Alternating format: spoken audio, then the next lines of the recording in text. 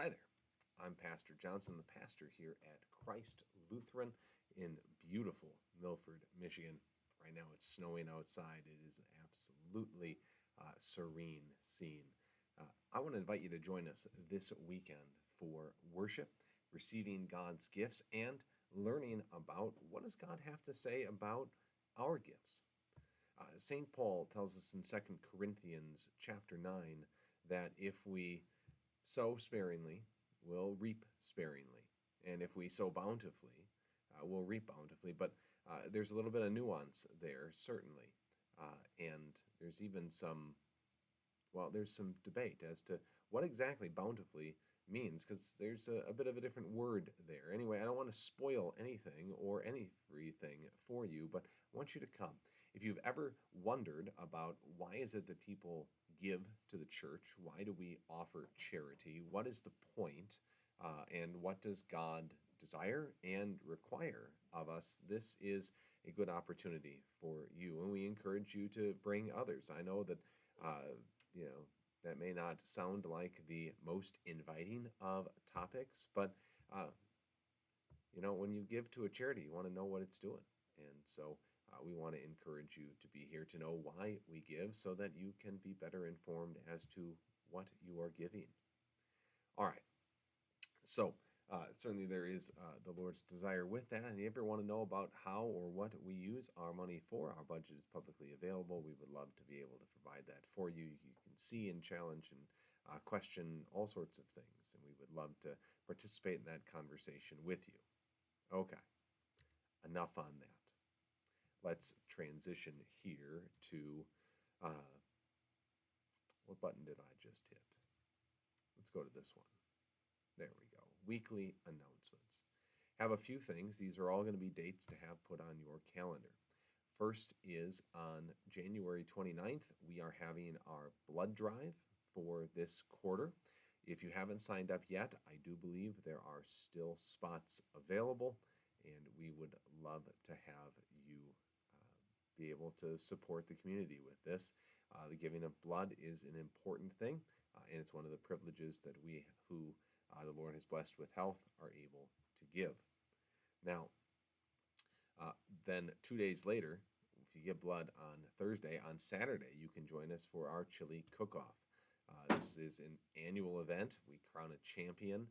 There's lots of chilies to taste.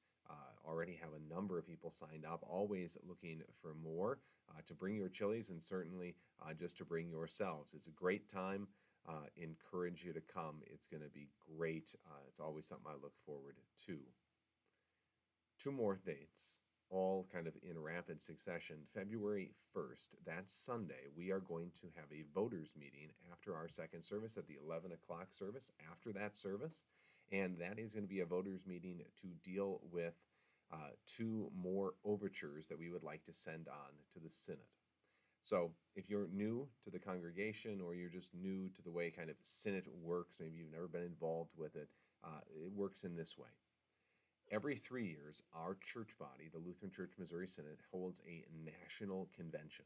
And in this convention, we pass all of the resolutions and give direction to how the Synod should go forward. With that, the way that we offer direction, because Synod is simply a collection of pastors and churches all gathered together, and the way that we decide how should we go forward is through what we call an overture and resolution process.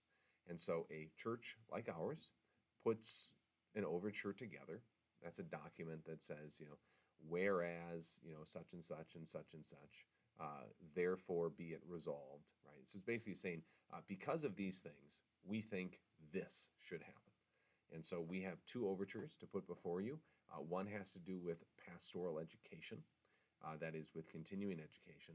And the second deals with a document that was produced by our Synod that limits some of the pathways to ordination and getting men into ministry. And while I fully support the Synod in trying to get more men into ministry, I don't know that this document that they produced does that. And so this resolution seeks to undo some of that, to kind of reopen some pathways. And really, The goal would be not to just restore what was, but to create a better way for the Synod to walk together in our understanding of how do we get men into the office? How is it that we raise up pastors for the Lord's church? So I hope that you're able to come. If you'd like a copy of either overture beforehand, please contact the church office at christlutheranmilford.org, and we'd be happy to send it to you. And lastly, on Sunday, February 8th, that's Super Bowl Sunday, for those of you more football inclined, we are hosting a bake sale. The LWML will be hosting that, so stay tuned and not only bring your mites, but maybe a few dollars too. Okay, so now just a little bit on updates and information. Let's see if I can get that to come up. I don't know. It's not coming up today. Okay. Well, we'll just leave it alone. So I am looking for passionate people. I'm looking for people that are passionate for sharing the gospel, for taking part in the life of the church, in helping to build a congregation that seeks to not only serve those who are in it, that is, to create support and strengthen relationships, care for others and one another, but also reaching out into the community. Every 2 years, we look for individuals to fill our boards and things, and I want you to know that we are in the process of a constitutional rewrite. You should see some information from our executive director, Ken Lindberg, on that in the next couple of weeks, certainly within the next month. And with that, you will also have the opportunity not only to see those changes, proposed changes, but also participate in a meeting or a discussion to offer your thoughts, to have questions, to challenge what has been put forward. We are trying to understand that, well, in recent reading a book, it's over here. There it is, that one, called Sticking Points.